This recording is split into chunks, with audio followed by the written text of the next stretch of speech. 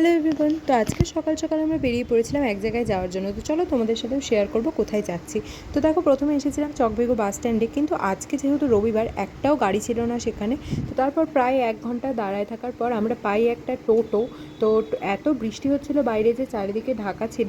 তো টোটো করে যেতে যেতে খেয়ে নিলাম একটা চকলেট খেয়ে নেমেছিলাম তপনে আবার একটা টোটোতে উঠেছিলাম, কারণ আমরা অন্য জায়গায় যাব। তো এখানেও হচ্ছিল বৃষ্টি। তারপর তপন থেকে করদহ এসে করদহ থেকে নেমে আবার টোটোতে উঠে চলে গেছিলাম বাঁশুড়িয়া নামে একটা গ্রামে।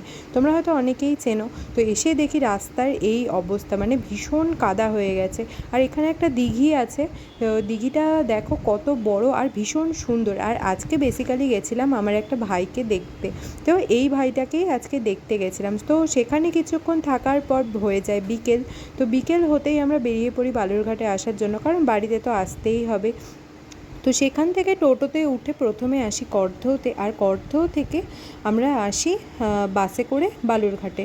আর বাসে উঠতেই এত বৃষ্টি, মানে কি বলবো, আজকে দিনটাই শুধু বৃষ্টি আর বৃষ্টি। তো বাড়িতে এসে আমার এসেছিলো একটা পার্সেল। তো পার্সেলটা নেক্সট ভিডিওতে শেয়ার করবো। তো আজকের ভিডিওটা এতটুকুই। ভালো লাগলে অবশ্যই লাইক করো। বাই।